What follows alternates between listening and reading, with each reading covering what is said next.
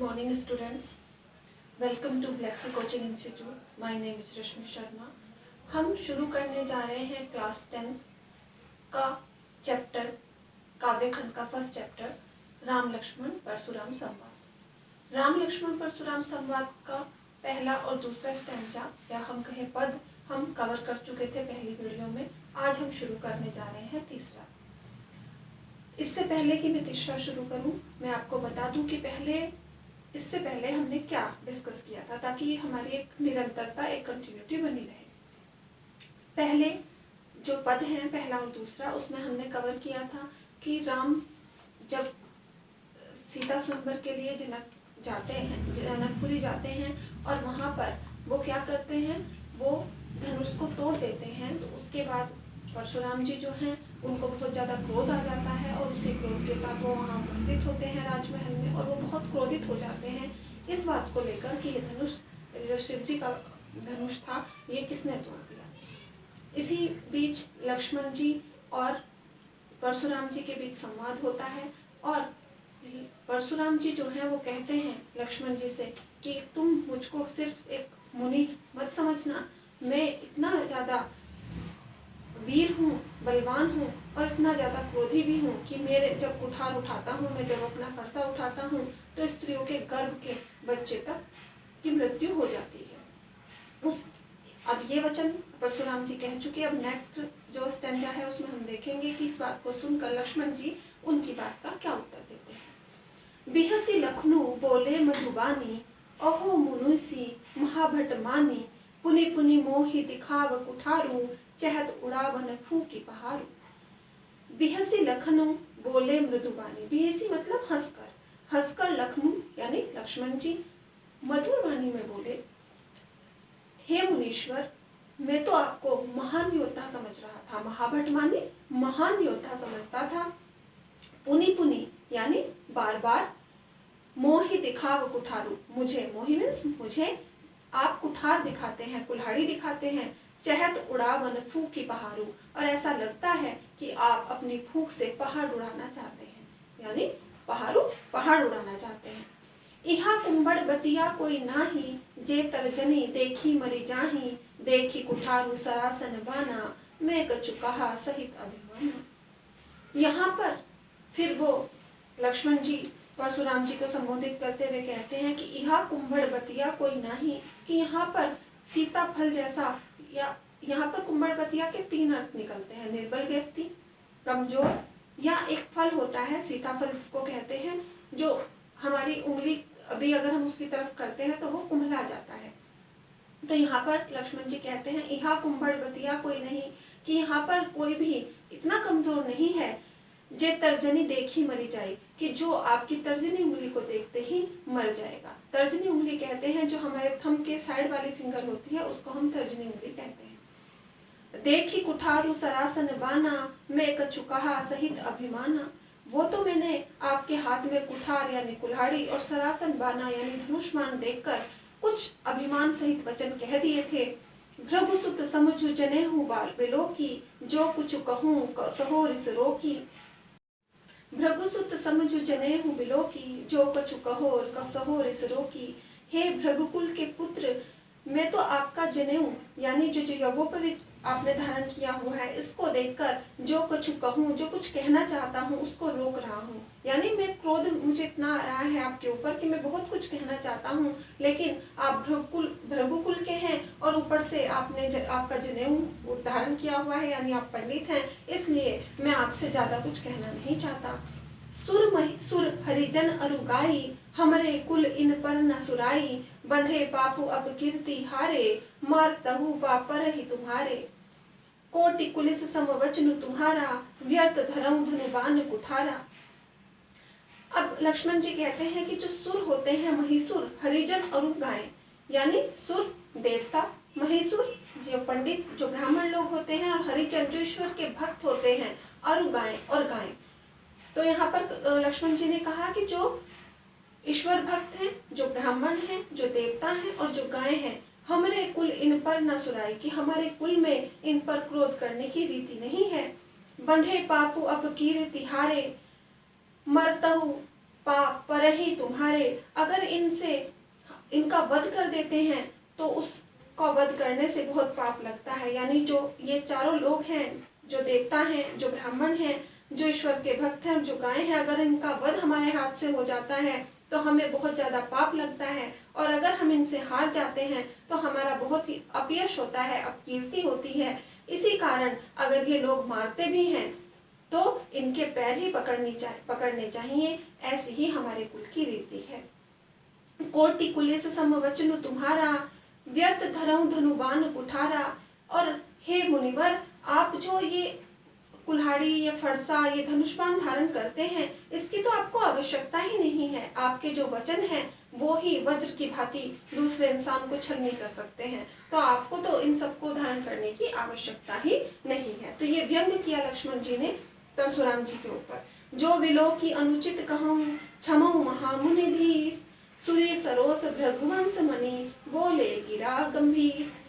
जो मेरे मुंह से फिर भी अगर कुछ अनुचित मैंने कह दिया हो तो हे प्रभु मुझे क्षमा कीजिए, क्योंकि वैसे भी आप तो धीर पुरुष हैं, यानी आप तो बहुत ही संयमशील हैं, आपको तो क्रोध आता ही नहीं। तो यहाँ पर फिर से व्यंग के बाण जो हैं वो परशुराम जी के ऊपर लक्ष्मण जी ने छोड़े।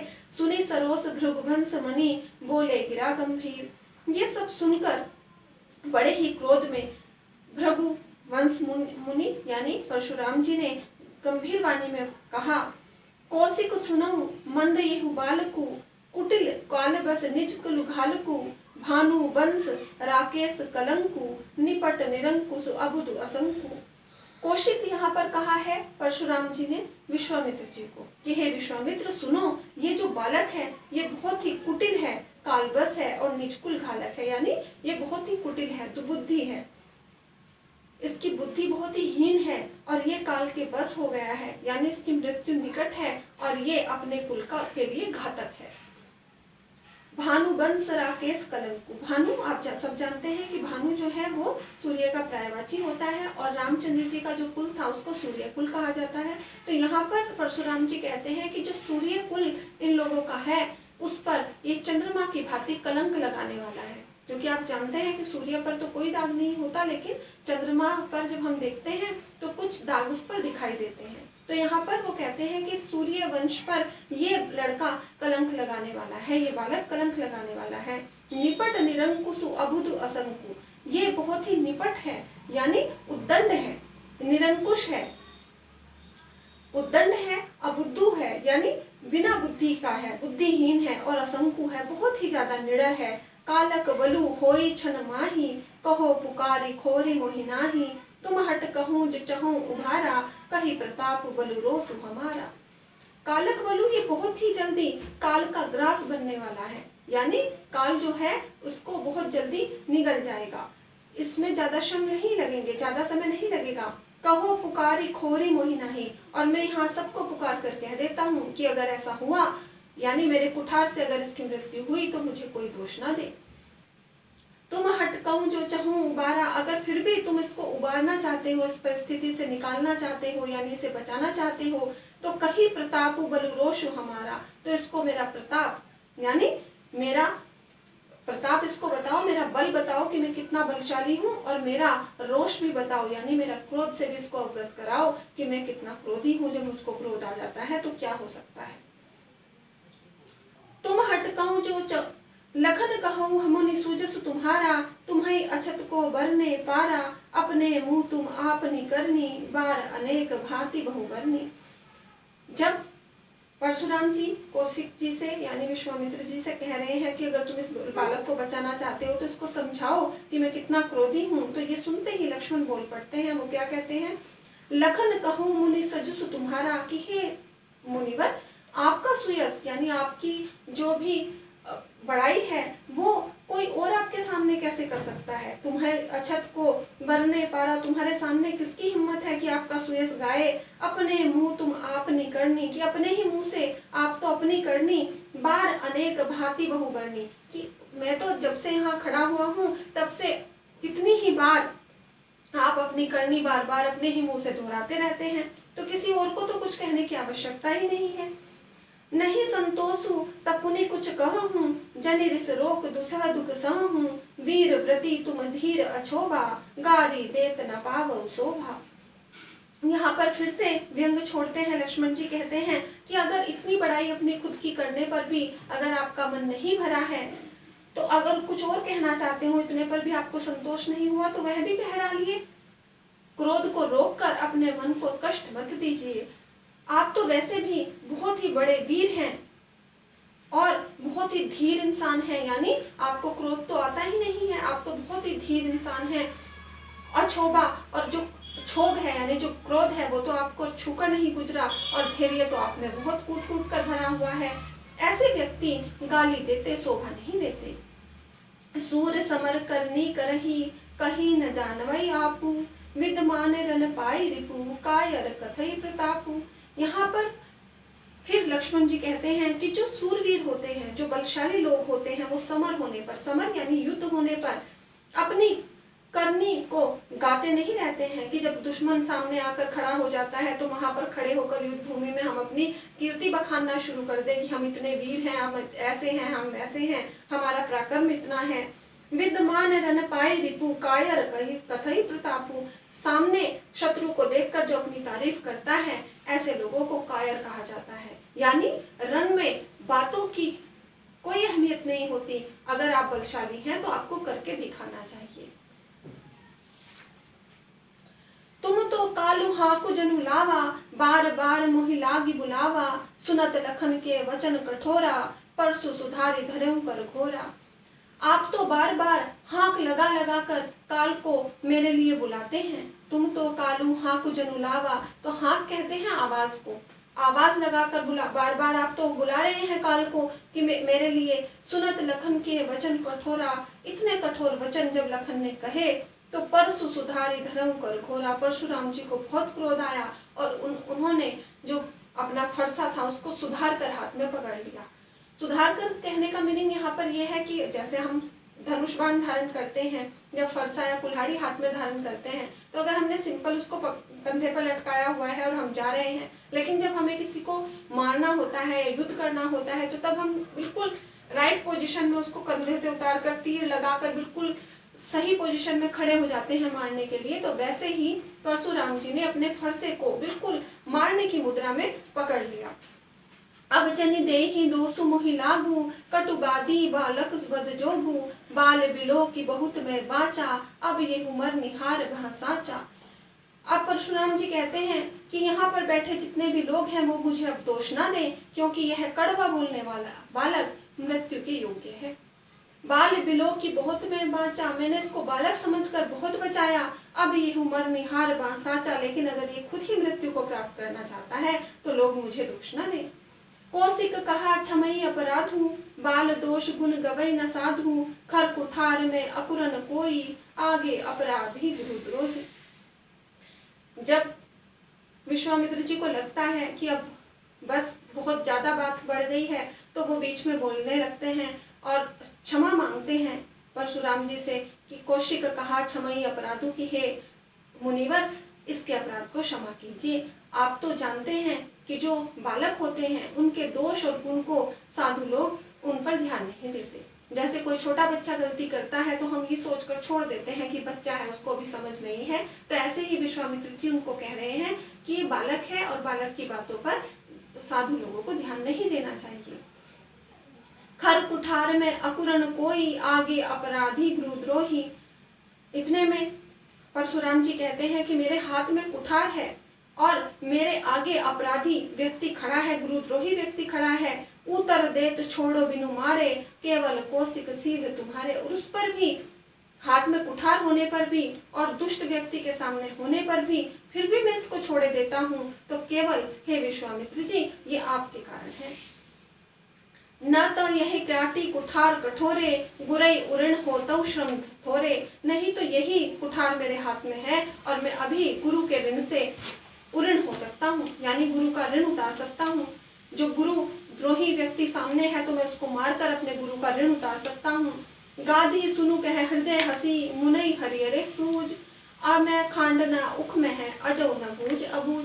इतना सुनने पर मन ही मन विश्वामित्र मुस्कुरा देते हैं और गाधी सुनो, यानी कहते हैं कि जो विश्वामित्र जी, गाधी सुनो यहाँ पर किसको कहा गया है? विश्वामित्र जी को। हृदय में ही अपने मन मन में हंसते हैं और सोचते हैं कि मुनि को हरी हरी सूझ रही है। हरी हरी का मतलब यह है कि आज से पहले कभी भी कोई क्षत्रिय उनके सामने बोलने की हिम्मत नहीं कर पाया और जो इसने भी कुछ ऐसी गलती की है उसको उन्होंने हमेशा मार डाला है।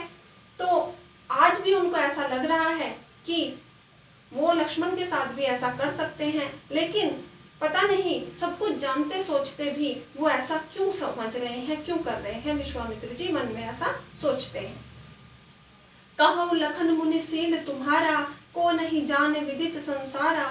माता पिता ही उड़ने भी नीके, गुरु रिनु रहा सोच बड़े जी के। लक्ष्मण जी फिर से व्यंग छोड़ते हैं, कहते हैं कि हे मुनिवर, आपका शील तो जग प्रसिद्ध है। आप कितने शांत स्वभाव के हैं, कितने धैर्य धारण करने वाले हैं, ये तो सब पूरा संसार जानता है। आप माता पिता के ऋण से तो मुक्त हो ही चुके, अब गुरु का ऋण आपके ऊपर बचा हुआ है, उसकी भी आपको बड़ी सोच है। सो जनु हमरे माथे काढ़ा, दिन चली गए ब्याज बाढ़ा। अब आने ही व्यवहारिया बोली, तुरंत देहू में थैली खोली। और ये भी मेरे ही माथे शायद लिखा हुआ था, दिन भी बहुत हो गए हैं तो ब्याज भी बहुत बढ़ गया होगा।